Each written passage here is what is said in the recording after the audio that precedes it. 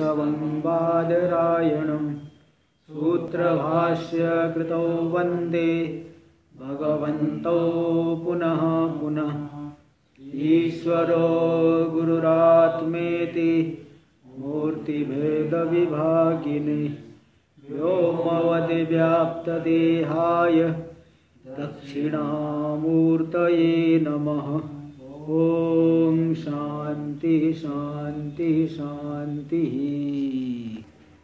यहाँ आया कि जो ज्ञान है जो कि अज्ञान की निवृत्ति करेगा, कार्य के सहित अज्ञान की निवृत्ति करेगा, करके मोक्ष की प्राप्ति कराएगा, वह ज्ञान अपरोक्ष रूप है। क्योंकि अगर परोक्ष रूप है तो परोक्ष रूप ज्ञान परोक्ष होगा तो अपरोक्ष भ्रांति की निवृत्ति नहीं कर सकता। और वह अपरोक्ष ज्ञान का वो कैसे होगा, उसमें कारण क्या है, तो वह बता दिए कि एक मत है तत्वमसि आदि महावाक्य, और दूसरा मत वाचस्पति पद्मपादाचार्य का मत बताए, विवरण आदि मत। इसी पद्म पंचपादिका पे ही पद्मपादाचार्य दी लिखित है पंचपादिका की ही टीका है विवरण। और तो उनका मत यह है कि तत्वमसि आदि महावाक्यों से ज्ञान होता है। और ये कहते हैं कि नहीं, ज्ञान के लिए कारण जो है मन है, कारण तो मन मानना पड़ेगा, होता भले तत्वमसि आदि वाक्यों से, लेकिन ज्ञान का कारण मन है, शुद्ध मन। तो देखिए इसको बता रहे, तो इसमें वाचस्पति इसका विवरणकार का क्या मत था वो तो हम लोगों ने देख लिया। अब वाचस्पति का क्या आश्रय है, वाचस्पति मिश्र जी जो उनका है, उनका क्या अभिप्राय है। अन्येषाम तो अयम आशय, पेज नंबर 290, अन्य का यह अभिप्राय है, अन्येषाम तो अयम आशय करण विशेष निबंधनमेव ज्ञानानां प्रत्यक्षत्वम्।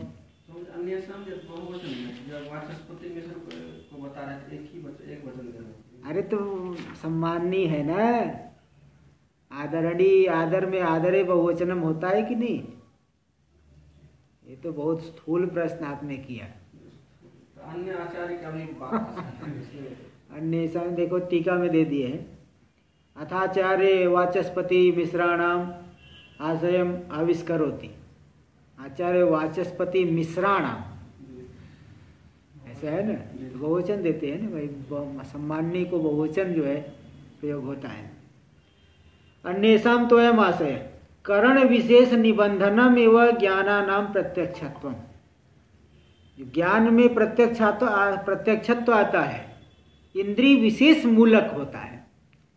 इंद्रिय विशेष से जन्य है ज्ञान तो प्रत्यक्ष होगा, न विषय विशेष निबंधन। विषय विशेष होने मात्र से प्रत्यक्ष नहीं होता है, विषय विशेष तो बहुत है। देखो एकस्मिन्नेव सूक्ष्म वस्तुनि, विषय समान रहता है लेकिन किसी को प्रत्यक्ष ज्ञान होता है, किसी को प्रत्यक्ष ज्ञान नहीं होता। उदाहरण दे रहे, एक ही सूक्ष्म वस्तु है, बहुत सूक्ष्म वस्तु, जैसे सुई के छिद्र में धागा डालो तो हर कोई नहीं डाल पाएगा, एकदम देखिए ध्यान से देख करके तब डालना पड़ेगा। और उससे भी सूक्ष्म वस्तु का ही है तो किसी को दिख जाएगा, किसी को नहीं। जिसकी आंख कमजोर है कहाँ से देख पाएगा, वो नहीं देख पाएगा। जिसकी चक्षु जो है अधिक, वो जो है उत्कृष्ट है, चक्षु में जो है ज़्यादा शक्ति है देखने की शक्ति, तो वही सूक्ष्म वस्तु को देख लेता है, दूसरे व्यक्ति को नहीं दिखाई पड़ता। कहाँ दिख रहा है बोलेगा, कहाँ है मुझे तो नहीं बस बताया। चलो एकस्मिन्नेव सूक्ष्म वस्तुनि पटुकरणयो प्रत्यक्षत्व व्यवहार दर्शनात्। जैसे चंद्रमा द्वितीय का है, कोई देख लिया, कोई कहेगा अभी मैं थोड़ा चश्मा लेके आता हूँ, चश्मा नहीं लाया हो, भूल गया हो, चश्मा लगाए तो बोले तो भी नहीं दिख रहा है। तो एक ही सूक्ष्म वस्तु में पटुकरण और अपटुकरणम यस्य स पटुकरण पुरुष, और अपटुकरणम यस्य जिसकी इंद्रिया पटु नहीं है, इंद्रियों में जो है उतना उत्कृष्टता नहीं है, तो अपटुकरण वाले पुरुष को प्रत्यक्ष नहीं होता है। तो एक ही सूक्ष्म वस्तु में पटुकरण वाले को प्रत्यक्षत्व व्यवहार होता है उसके द्वारा कि मुझे प्रत्यक्ष दिख रहा है, और अपटुकरण वाले में प्रत्यक्षत्व नहीं है। तो विषय को लेकर के भेद आया कि इंद्रिय को लेकर? इंद्रिय को लेकर के। इसलिए विषय विशेष मूलक ज्ञान में प्रत्यक्षत्व नहीं है, बल्कि इंद्रिय विशेष मूलक, करण विशेष मूलक, करण विशेष होना चाहिए। तथा च संवित साक्षात्व इंद्रिय जन्यत्व से प्रयोजकतया। इस तरह से ज्ञान संवित यानी ज्ञान के साक्षात्व में, परोक्ष अपरोक्षत्व में इंद्रिय जन्यत्व ही प्रयोजक है। हाँ, न शब्दजन्य ज्ञान से अपरोक्षत्व। इसलिए शब्दजन्य ज्ञान, तो शब्द तो कोई इंद्रिय है क्या? शब्दजन्य ज्ञान अपरोक्ष नहीं है, क्योंकि उस ज्ञान में इंद्रिय जन्य तो आया नहीं आया। इंद्रिय प्रयुक्तत्व नहीं है, इंद्रिय प्रयोजत्व नहीं है। इसलिए शब्दजन्य ज्ञान में अपरोक्षत्व नहीं आएगा, बल्कि शुद्ध अंतःकरण से जो ज्ञान होगा वही जो है अपरोक्ष होगा, अप्रत्यक्ष होगा, अपरोक्ष होगा या प्रत्यक्ष कहो। ब्रह्म साक्षात्कारेपि मनन निधिध्यासन संस्कृतम मनयो करण। देखो ब्रह्म साक्षात्कार में भी यही, देखो मुख्य वाचस्पति का मत है, ब्रह्म साक्षात्कार में मनन और निधिध्यासन से संस्कृत जो मन, बारंबार मनन किया, बारंबार निधिध्यासन किया, अंतःकरण अत्यंत परिष्कृत हो गया, शुद्ध हो, परिमार्जित हो गया। दृश्यते तो अग्रया बुद्धिया सूक्ष्मया सूक्ष्मदर्शी भी। अग्रा बुद्धि जो सूक्ष्म है, तीक्ष्ण है, युक्तियों के द्वारा जो है अत्यंत तीक्ष्ण हो गई है, युक्तियों के द्वारा विचार करते करते। जैसे पत्थर पे जितना धार लगाओ, चाकू जो है प्रेम कटारी उतनी ही जो है, क्या हुआ, पत्थर पे जितना धार मारो प्रेम कटारी उतनी ही तीक्ष्ण होती जाएगी। ऐसे यहाँ पे विचार रूपी पत्थर पे जितना जो है मन को घिसो, मन उतना ही तीक्ष्ण होते चले जाएगा। तो उस जो है शुद्ध और तीक्ष्ण मन के द्वारा, साधनाओं के द्वारा जो पवित्र है, युक्तियों के द्वारा जो तीक्ष्ण हो चुका है, तो दृश्यते तो अग्रया बुद्धिया सूक्ष्म या सूक्ष्मदर्शी भी। सूक्ष्म बुद्धि के द्वारा सूक्ष्मदर्शी लोग ही जान पाते, अनुभव कर पाते हैं। इसीलिए मन सैवानुद्रष्टव्य, मन के द्वारा ही उसका दर्शन करना चाहिए इत्यादि श्रुते है। ऐसी श्रुति भी तो है। मनो अगम्यत श्रुतिश्च, बोले नहीं, कहीं कहीं आया है यन मनसा न मनुते ये नाहुर मनोमतम, तदेव ब्रह्म त्वं विद्धि नेदम यदिदम उपासते। और भी कई श्रुति है, यहाँ भी टीका में दे दिए है। तीसरी पंक्ति, यतो वाचो निवर्तन्ते अप्राप्य मनसा सह।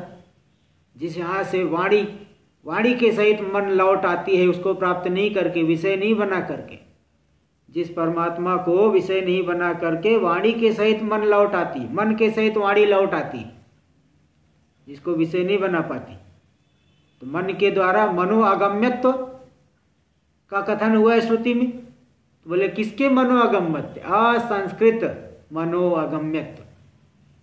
जो पुरुष जो है, जिसके अंदर बहुत सांसारिक वासनाएं है, राग द्वेष से भरा हुआ है, असंस्कृत मन वाला जो पुरुष है ना, असंस्कृत मन का विषय नहीं बनेगा। बस देखो वही मनो अगम्यत्व श्रुतिश्च असंस्कृत मनो विषया।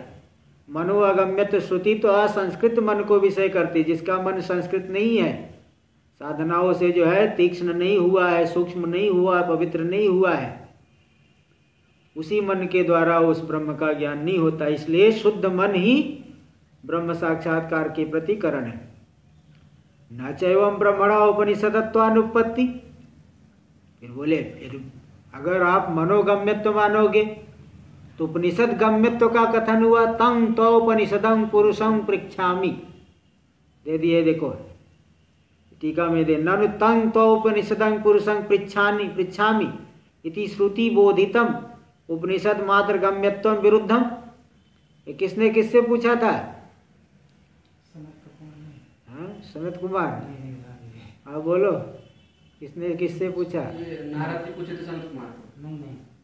याज्ञवल्क्य जी साकल्य ऋषि को पूछे हैं। तृतीय अध्याय द्वितीय खंड आते हैं ना ब्रदर ने, द्वितीय खंड के में देखोगे साकल्य ब्राह्मण आता है।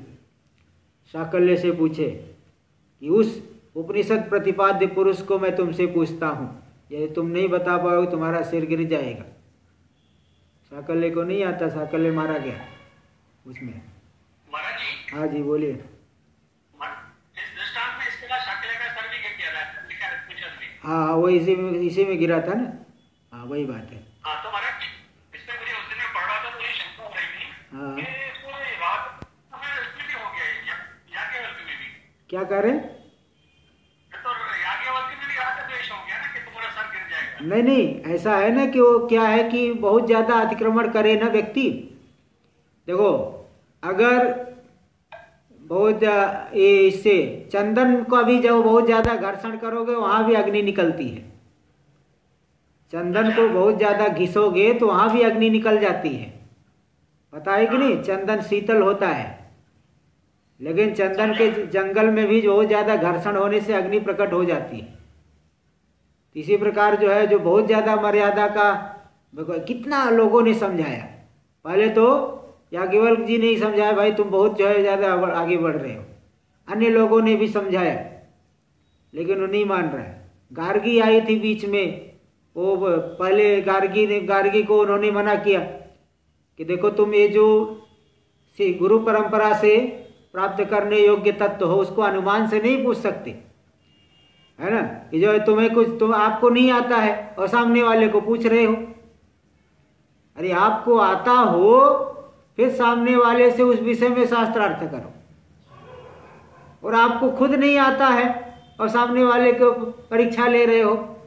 अनुमान से नहीं जो है कि आकलन करके जो है ऐसे अनुमान करके पूछो, ये शास्त्र परंपरा से पूछने वाली बात है तत्व को। इसलिए मतलब गुरु शिष्य भाव से, तो इसलिए उन्होंने उसको निषेध किया गार्गी को, तो गार्गी हट गई थी। फिर दोबारा देखे अन्य लोग भी हार रहे हैं, फिर गार्गी ने सभी वो उसको उपस्थित ऋषियों को प्रणाम करके कर आप लोग आज्ञा दे तो मैं 2 प्रश्न लेके आई हूं। जैसे काशी के राजा 2 बाण लेके आते हैं, वो सबको मार देते हैं, ऐसे 2 प्रश्न मेरे पास है। अगर इन 2 प्रश्नों को इन्होंने बता दिया तो ये सिद्ध हो जाएंगे कि इनको कोई नहीं जीत पाएगा। हाँ, तो फिर वो 2 प्रश्न पूछी, तो 2 प्रश्न का उत्तर फिर जब सब ऋषियों से पूछ करके ना, अनुमति लेकर के फिर जो है उनको पूछा तो उन्होंने जवाब दे दिया। तब वो बोले कि इनको तो नमस्कार करके ही मुक्त हो जाओ तो ज्यादा अच्छा है, इनसे नमस्कारेण मुंचध्वम, बोले इनको तो नमस्कार करके ही हट जाओ तो ही ठीक है। फिर भी वो शाकल्य जो है प्रश्न के ऊपर प्रश्न, जब तुम्हें खुद नहीं पता है तुम कैसे पूछ सकते हो? ये बात थी, ये बहुत ज्यादा मर्यादा भंग हुआ। तो यही इसमें वार्तिक में आया है कि बहुत ज्यादा घर्षण से तो चंदन से भी अग्नि प्रकट हो जाती है जो कि शीतल है, तो इसलिए वो कोई गलत नहीं है। हाँ, वो तो मर्यादा भंग बहुत ज्यादा किया है। भगवान भी साफ देते हो किसी को कर दे। भगवान ने, कृष्ण ने शिशुपाल को मार दिया, क्या उनके में राग द्वेष है? उसका कर्म ऐसा था कि भगवान को भी क्रोध आ गया। हाँ, तो इस तरह से ये बात है, ऐसी कोई बात नहीं। चलिए देखिए, तो तंग न चैवम ब्रह्मणा उपनिषदत्वानुपत्ति, ऐसा मानोगे तो ब्रह्म में उपनिषद प्रतिपाद्य नहीं, तब तो मनो प्रतिपाद्य हो गया, मनोजन्य ज्ञान का विषय बना, उपनिषद प्रतिपाद्य नहीं हो पाएगा। सिद्धांति कह रहा इति न च, ऐसा मत कहो। सिद्धांति मतलब वाचस्पति मिश्र ऐसा बताएंगे कि अस्मदुक्त मनसो, वाचस्पति मिश्र और उनके अनुयायी लोग ऐसा कहेंगे कि अस्मदुक्त मनसो वेद जन्य ज्ञानानंतरम एवं प्रवृत्ततया। बोले ऐसा कोई विरोध नहीं, क्योंकि हम जिस मन को ज्ञान का, ब्रह्म के ज्ञान का कारण मान रहे हैं, वेद जन्य ज्ञान के बाद ही प्रवृत्त हो रहा है। तो वेद जन्य ज्ञान से ही प्रवृत्त हो रहा है ना, इसलिए वेदोपजीवित्वात्, वेद का उपजीवन आश्रय किया उस मन ने, तो उपनिषदत्व भी हो गया कि नहीं? उपनिषद प्रतिपाद्यत्व भी आ गया। वेद का आश्रय लेकर के मन के द्वारा ज्ञान हो, वेद वाक्यों के द्वारा मन, शुद्ध मन से ज्ञान हो, ये कह रहे हैं। इसलिए वो उपनिषदत्व की अनुपत्ति नहीं है। वेदानुपजीवी मानांतर गम्यत्वस्यैव वेद गम्यत्व विरोधित्वात्, वेद का जो आश्रय नहीं करके, आश्रय नहीं लेने वाला भिन्न प्रमाण गम्यत्व है, भिन्न प्रमाण जन्य ज्ञान विषयत्व अगर कहीं आ जाए तो वहाँ वेद गम्यत्व, वह वेद गम्यत्व का विरोधी। जैसे सामने कोई नदी दिख रही है, गंगा जी दिख रही है, तो गंगा जी को देखने के लिए कोई वेद पढ़ना पड़ेगा? गंगा जी को जानने के लिए वो तो प्रत्यक्ष दिख रही है, वहाँ वेद गम्यत्व नहीं। प्रत्यक्ष दिख रहा है तो वेद गम्यत्व विरुद्ध हो गया कि वेद से गंगा जी का ज्ञान होता है। अरे गंगा जी सामने दिख रही है, उनका जो रूप है जल वाला रूप वो दिख रहा है। तो इस तरह से अगर वेद का आश्रय नहीं करके अन्य प्रमाण से जन्य ज्ञान विषय बनता ब्रह्म, तब वेद गम्यत्व का विरोध होता। यहाँ वेद का आश्रय करके मन के द्वारा ज्ञान हो रहा है, इसलिए वेद गम्यत्व का विरोध नहीं है। वेद गम्यत्व के साथ कोई विरोध नहीं। शास्त्र दृष्टि सूत्रम अपि ब्रह्म विषय मानस प्रत्यक्ष से शास्त्र प्रयोजनत्वाद नहीं, प्रयोज्यत्वाद उपपद्यते। प्रयोज्यत्वाद दिए ना, प्रयोजकत्वाद। अरे उसमें दूसरी वाली पुस्तक में प्रयोज्यत्वाद दिए, प्रयोज्यत्वाद ही ज्यादा ठीक करो, सही है, ज्यादा अच्छा। टीकाकार में, टीका में भी यही बात, प्रयोज्यत्वाद ही ठीक है, प्रयोजनत्वाद नहीं, प्रयोज्यत्वाद। शास्त्र दृष्टि सूत्रम अपि, शास्त्र दृष्टि जो सूत्र है, शास्त्र दृष्टिया तू उपदेशो वामदेववत, जो अभी कल आया, पिछले पाठ में आया था कि वामदेव ऋषि को जो है शास्त्र दृष्टि से उन्होंने उपदेश किए, सर्वात्मकता का ख्यापन किया। शास्त्र दृष्टि मतलब तत्वमसी आदि वाक्य से जन्य ज्ञान, इस ज्ञान को शास्त्र दृष्टि कहते हैं। तो शास्त्र दृष्टि सूत्र भी ब्रह्म विषय मानस प्रत्यक्ष से, ब्रह्म विषयक जो मानस प्रत्यक्ष है शास्त्र के द्वारा प्रयुक्त है, शास्त्र से मन को ज्ञान होगा, शास्त्र के द्वारा मन से ज्ञान होगा, यानी शास्त्र का आश्रय लेकर के मन से ज्ञान होगा। तो शास्त्र ब्रह्म विषयक मानस प्रत्यक्ष शास्त्र से होगा, इसको लेकर के शास्त्र दृष्टि कहा गया है। शास्त्र दृष्टिया तो उपदेशो वामदेव तदुक्तम। इसी बात को देखिए, यहाँ शायद एक कल्पतरु का श्लोक है, भामती के ऊपर कल्पतरु, हाँ कल्पतरु कार का, भामती के ऊपर कल्पतरु टीका है। यहाँ पे तो चला था, महाराज जी चलाए थे। तो कल्पतरु की जो है ये श्लोक है, देखिए। अपि संराधने सूत्रात् शास्त्रार्थ ध्यान जा प्रमा शास्त्र दृष्टिर्मता तांतु वेत्ति वाचस्पति परः अपि संराधने सूत्रात् शास्त्रार्थ ध्यान जा प्रमा शास्त्र दृष्टिर्मता तांतु वेत्ति वाचस्पतिः परः। अपि संराधने सूत्रात्, देखो एक सूत्र है यहाँ पे 5वीं पंक्ति में दिए हैं, अपि संराधने प्रत्यक्षानुमानाभ्याम इति सूत्रात्।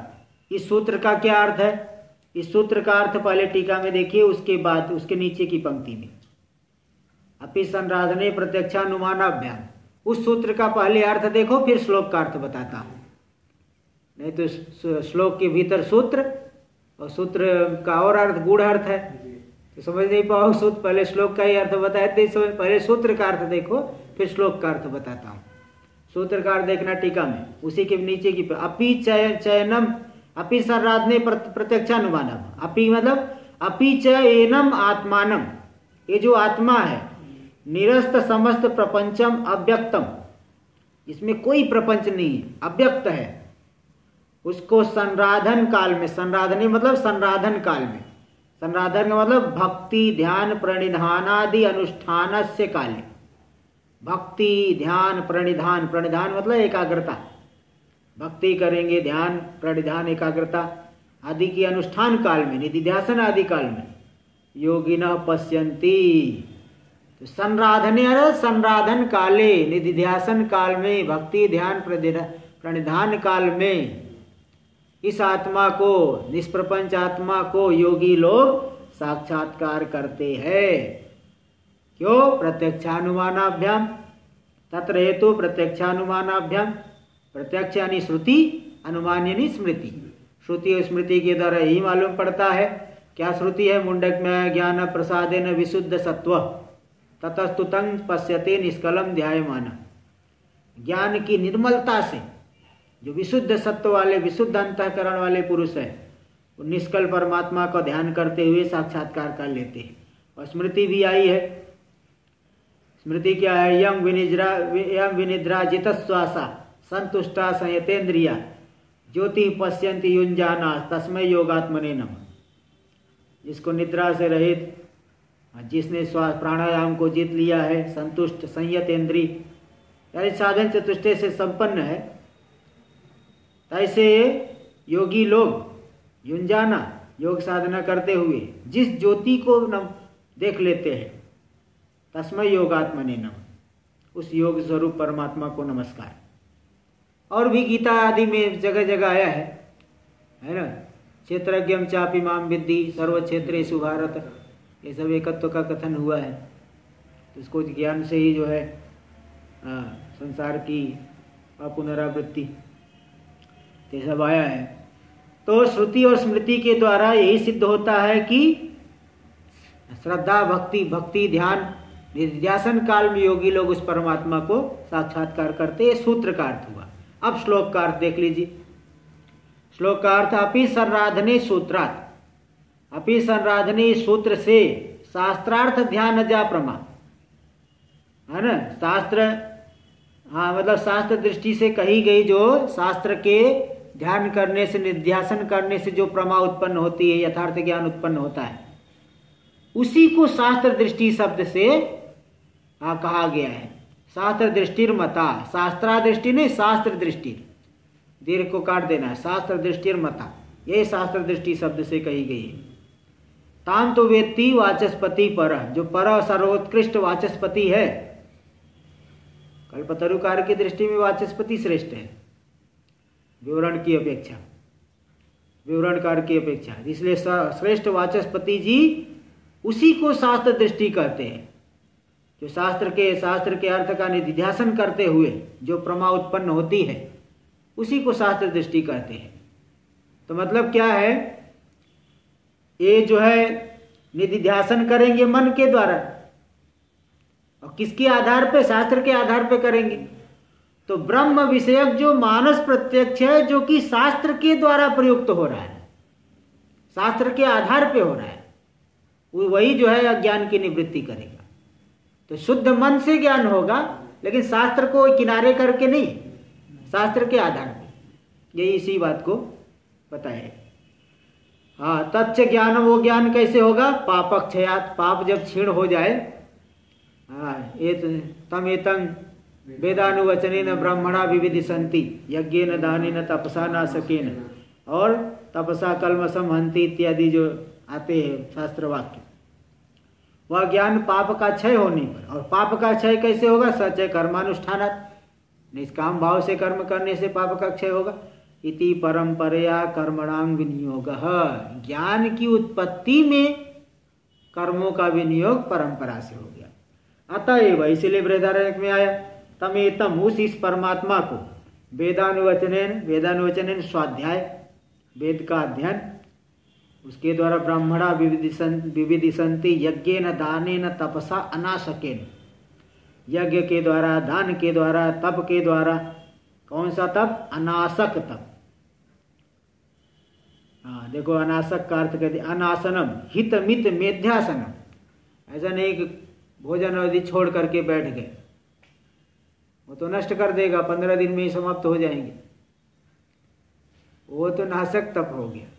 अनासक मतलब हितकर भोजन करो, मित यानी स्वल्प भोजन करो, मेध यानी पवित्र भोजन करो। मेध ऐसा नहीं कि उटपटांग कुछ भी, आजकल वो मैकडोनल्ड्स क्या क्या खाते हैं ना, बाजार में मिलता है, वो बोले थोड़ा ही खाऊंगा, मैकडोनल्ड खाऊं, वो नहीं, वो सब नहीं खाना है। हित, मित और मेध्य जो भोजन पवित्र, हितकर, मित और मेध्य, ये सब जो है। हाँ, इस तरह से परंपरा तो हो गया, देखो सबका विनियोग हो गया इनके इत्यादि श्रुति, ये श्रुति प्रमाण है। और स्मृति देखो, कषाय कर्म भी पक्वे ततो ज्ञानम प्रवर्तते, पूरा श्लोक है कषाय पक्ति कर्माणि ज्ञानम तो परमागति ही, कषाय कर्म भी पक्वे ततो ज्ञानम प्रवर्तते। कषाय पक्ति कर्माणि, कर्म जो है कषाय, राग द्वेष आदि मल को सब दूर कर देते हैं। और ज्ञानम तो परमागत, ज्ञान तो परम गति है। हाँ, कर्म का विनियोग तो राग द्वेष आदि अंतःकरण को शुद्ध करने में होगा, ज्ञान तो परम गति है, परम गति की प्राप्ति कराने वाला। कषाय कर्म भी पक्वे, जब जो कषाय जो है कर्मों से पक जाएंगे, जैसे वृक्ष में फल पक जाता है तो झड़ जाएगा, नीचे गिर जाएगा, ऐसे कर्मों के द्वारा कषाय जब पक जाएंगे यानी कि अंतःकरण से निकल जाएंगे, ततो ज्ञानम प्रवर्तते, इसके बाद ज्ञान उत्पन्न होता है, तभी ज्ञान उत्पन्न होगा। इत्यादि स्मृतिश्च संगच्छते, इत्यादि स्मृतियों से भी यही सम्यक रूप से ज्ञान होता है कि कर्मों का विनियोग ज्ञान की उत्पत्ति में साक्षात नहीं बल्कि परंपरया है। एवं श्रवण मनन निधिध्यासनान्यपि ज्ञान साधनानि, इसी तरह से साक्षात साधन की बात किया जाए तो श्रवण मनन निधिध्यासन भी ज्ञान के साधन है। वैसे तो साधन, लेकिन इनके मत में, वाचस्पति की मत में मन हो गया तो श्रवण मनन निधिध्यासन भी ज्ञान के साधन है। तो मन के लिए ये जो है बताएंगे, इसके लिए मन, इसके माध्यम से मन कारण बनेगा। तो जैसे कर्मों का तत्व ज्ञान में विनियोग हो गया, श्रवण आदि का भी विनियोग हो गया। मैत्रेयी ब्राह्मण में आया, यदि विवरण मत में तो सीधे श्रवण को ही मुख्य माना गया है। मन निधिध्यासन भी जो है आपके अंदर जितना प्रतिबंध है उतना करना पड़ेगा, नहीं तो उत्तम अधिकारी को तो सुनते ही ज्ञान होता है।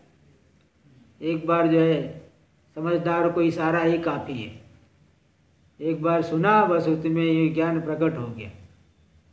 तीव्र वैराग्य हो, श्रद्धा का आधिक्य हो तो जो है जल्दी काम बन जाएगा। वैराग्य भी नहीं है, थोड़ा सुन तो रहा है, वैराग्य नहीं है, मन जो है बार बार खींच के ले जा रहा है घर में, अन्य चीज़ों में ले जा रहा है, घर में मतलब सभी सांसारिक चीज़ें जो भी है कहीं भी उसी में ले जा रहा है, तो कहाँ से ज्ञान हो पाएगा। गुरुजी बार बार समझाए लेकिन कुछ नहीं होने वाला उतने से। हाँ, ये सोचे गुरुजी का क्यों मुझे बार बार बोलते हैं, यही सोचेगा। एक बार तो हो गया और क्या है। यहाँ भी देखो बार बार इसी प्रकार की श्रुति आएगी, तो आदमी की मतलब प्रतिबंध बहुत ज्यादा है ना, इसलिए बारंबार बोलना पड़ता है। तो आत्मावारे द्रष्टव्य इति दर्शनम अनु, मैत्रेयी ब्राह्मण में आत्मावारे द्रष्टव्य है। अरे मैत्रेयी, अरे संबोधन अर्थ में, अरे मैत्रेयी, आत्मा वाह आत्मा ही का ही दर्शन करना चाहिए। और दर्शन के साधन क्या? श्रोतव्यो मंतव्यो निधिध्यासितव्य इति दर्शनम अनुद्य, दर्शन यानी ज्ञान, ज्ञान का अनुवाद करके तत्साधनत्वेन, उस ज्ञान के साधन रूप से श्रोतव्यो मंतव्यो निधिध्यासितव्य, श्रवण करना चाहिए, मनन करना चाहिए, निधिध्यासन करना चाहिए। इति श्रवण मनन निधिध्यासनानां विधानात्, श्रवण मनन निधिध्यासन का विधान किया गया है, इसलिए श्रवण मनन निधिध्यासन भी ज्ञान के साधन है। इस तरह से बता दिए। यहाँ भी लगा दिए, थोड़ा जमता नहीं है। मन को तो माने लेकिन ये भी अरे यही तो साधन है, ये भी लगा दिए, भी ज्ञान के साधन। ऊपर आया ना एवं श्रवण मन निधिध्यासनान्यपि, तो हाँ मतलब चलो सभी साधनों का समुच्चय कर रहे हैं। वैसे तो मुख्य मत यही है कि ये तो मुख्य साधन है। 3 प्रकार के साधन होते हैं, अंतरंग, बहिरंग और परंपरा साधन। अंतरंग साधन श्रवण मनन आदि, और बहिरंग साधन समाधि सठ संपत्ति, और परंपरा साधन है योग, उपासना, धर्म, ये परंपरा साधन है। तो परंपरा साधन बनते, मुख्य मत ये है। लेकिन वाचस्पति मत में मन को साक्षात माने हैं, इसलिए कह रहे हैं कि ज्ञान कर्म भी साधन है, ज्ञान श्रवण मनन निधिध्यासन भी साधन है। अब भी जो है जमता नहीं, हम लोगों को तो संस्कार यही भाई श्रवण सबसे बड़ा, मनन निधिध्यासन उसका अंग बनता है। चलो देखो आगे, श्रवण किसे कहते हैं कि एक बार थोड़ा सा सुन लिए वही श्रवण हो गया क्या? थोड़ा सा श्रवण सुन लिए तो वही श्रवण हो गया? बोले नहीं, तत्र इन तीनों के बीच में श्रवणं नाम वेदांता नाम अद्वितीय ब्रह्मणि तात्पर्यावधारणानुकूला मानसिक क्रिया। देखो ये तीनों का लक्षण आ रहा है, तीनों का लक्षण आप लोगों को याद करना है। ये तीनों का लक्षण तो याद कर ही लेना। हाँ, श्रवण किसे कहते हैं?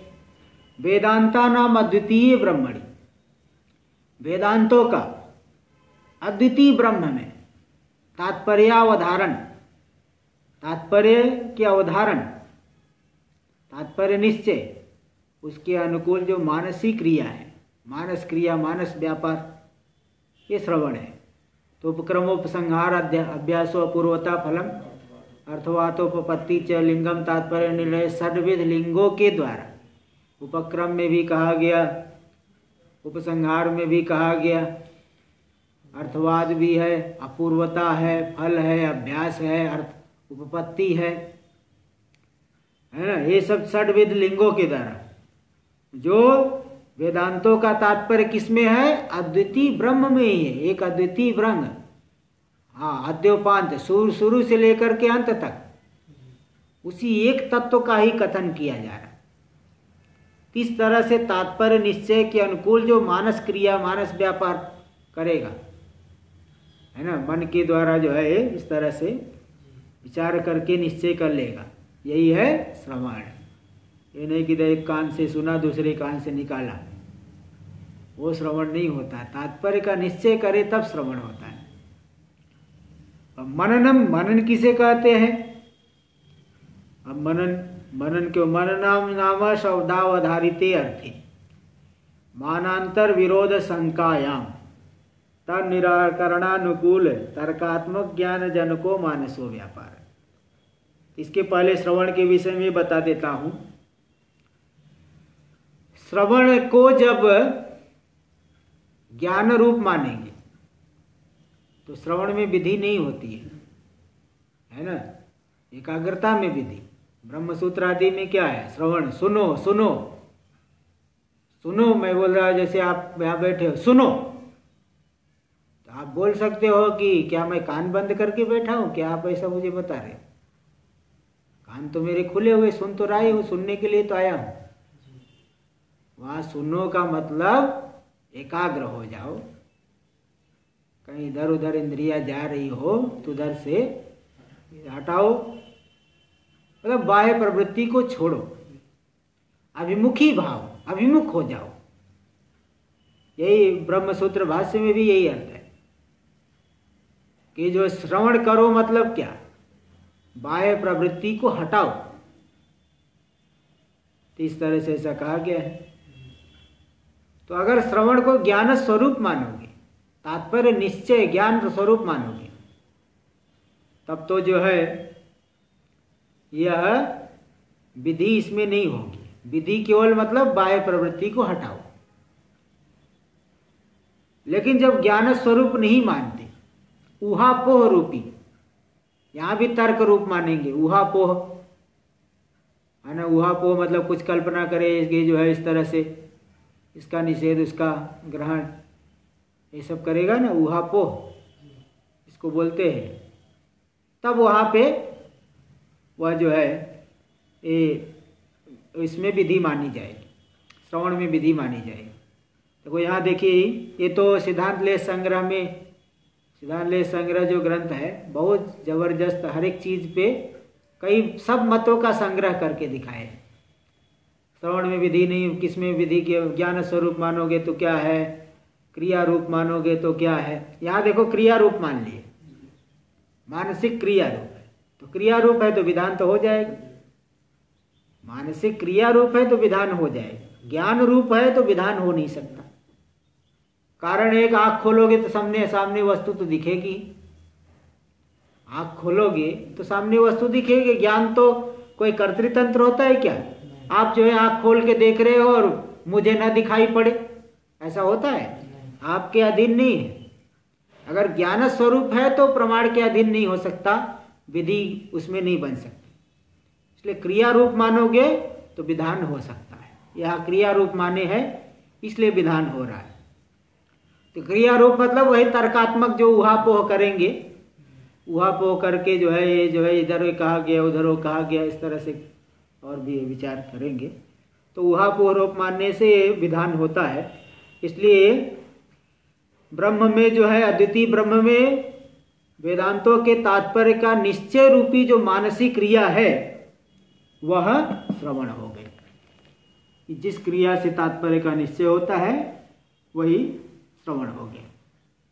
अब मननम नाम, मनन किसे कहते हैं? शब्दावधारिते अर्थे मानांतर विरोध शंकायाम, शब्द से अर्थ का निश्चय तो हो गया किंतु अन्य प्रमाण से विरोध हो रहा है। ब्रह्म सत्यम जगन मिथ्या, यहाँ तो जगत सत्य दिख रहा है, जगत एकदम जो है करीब अकाट्य सत्य मालूम पड़ रहा है। इसलिए प्रत्यक्ष आदि प्रमाणों से विरोध। अद्वितीय ब्रह्म कैसे हो सकता है? इतने जीव दिख रहे हैं, कोई सुखी है कोई दुखी है, एक आत्मा कैसे हो सकती? एक ही आत्मा होगी तो इतना जो है कैसे मतलब भेद रहेगा? इस तरह से शब्द से निर्धारित अर्थ में प्रत्यक्ष आदि प्रमाणों से विरोध की आशंका होने पर तन निराकरणानुकूल तर्कात्मक ज्ञान, उस अन्य प्रमाण प्रत्यक्ष आदि प्रमाणों के विरोध के निराकरण के अनुकूल तर्कात्मक युक्ति से तर्कात्मक ज्ञान जो होगा, उस ज्ञान का जनक जो मानस व्यापार, युक्ति से विचार करेंगे कि कैसे जो है एकता हो सकती है। तो बस वही जैसे घटाकाश और महाकाश में घट बन गया तो घट रूपी उपाधि को लेकर के उस आकाश में परिच्छिन्नता आ गई, महाकाश से अलग जैसा मालूम पड़ रहा है। ऐसे नाना प्रकार की उपाधियों को देख करके और अंतःकरण आदि के भाव को देख करके उसके लेकर के जो चेहरे पे भाव आ गया, कोई मुस्कुरा रहा है कोई रो रहा है, इन सब को लेकर के भेद मालूम पड़ रहा है। भाई शुद्ध आत्मा को किसी ने आंख से देखा है क्या? तो फिर शुद्ध आत्मा में भेद तो ऐसे स्वरूपता भेद तो नहीं बता सकते आप। उपाधि को लेकर के भेद दिख रहा है। उपाधि अंश का निराश कर दो तो भेद नाम की चीज नहीं है। तो जो औपाधिक होती है वो मिथ्या होती है, उपाधि को लेकर के भेद दिख रहा है वो है नहीं। इसलिए वो जो मानांतर विरोध की शंका होने पर उस विरोध के निराकरण के अनुकूल जो तर्कात्मक ज्ञान, उस तर्कात्मक ज्ञान का जनक जो मानस व्यापार, मन के द्वारा जो है युक्ति लगा करके जो विरोध का निराकरण करेंगे, इसे कहते हैं मनन। और मनन से तत्व का निश्चय हो गया, लेकिन उसमें निश्चय हो जाने पर भी उसमें निष्ठ होना पड़ेगा, है ना। नहीं तो जहाँ अभ्यास पड़ा हुआ है,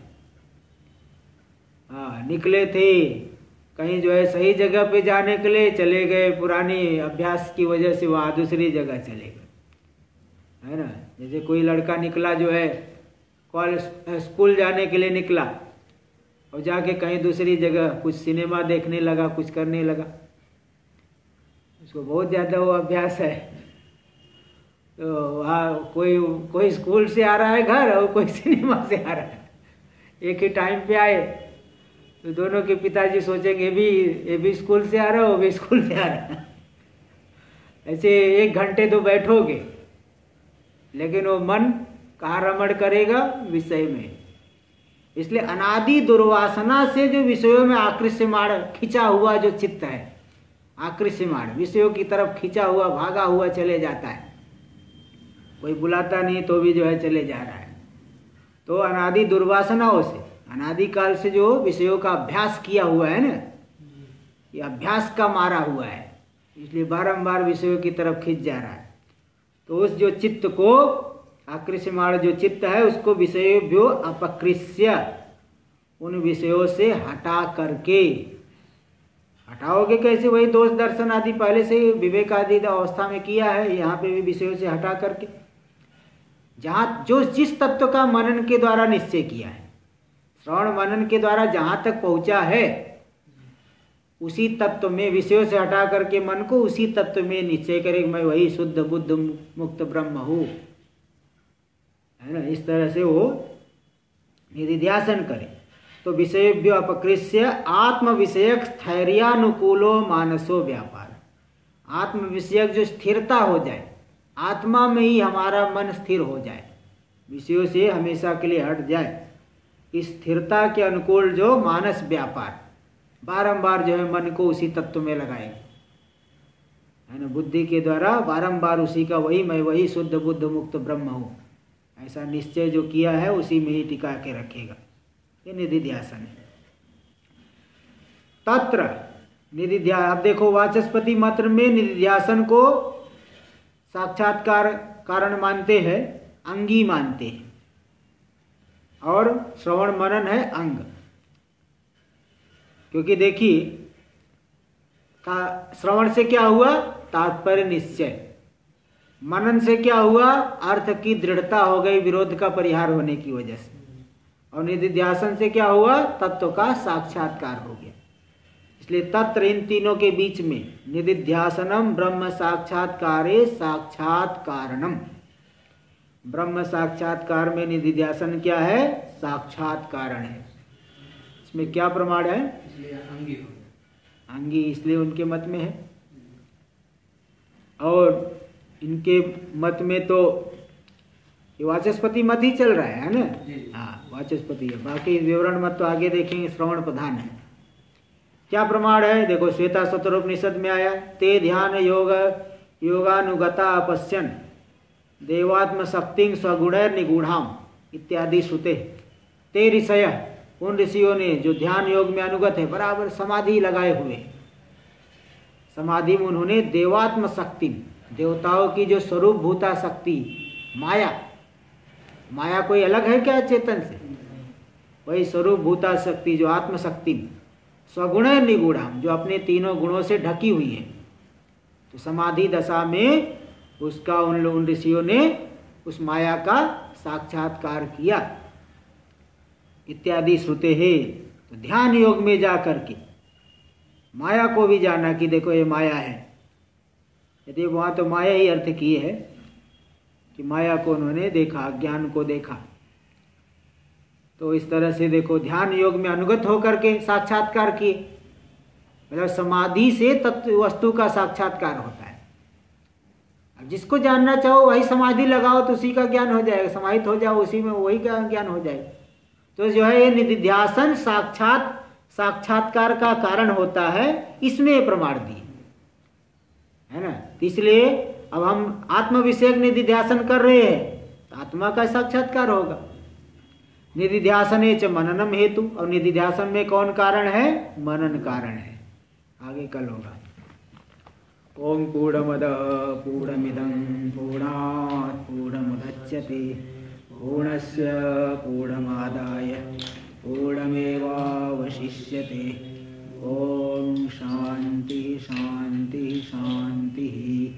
शंकरं शंकराचार्यं केशवं बादरायणं सूत्रभाष्य कृतौ वन्दे भगवन्तौ पुनः पुनः। ईश्वरो गुरुरात्मेति मूर्तिभेद विभागिने व्योमवद्व्याप्तदेहाय दक्षिणामूर्तये नमः। ओम शांति शांति शांति।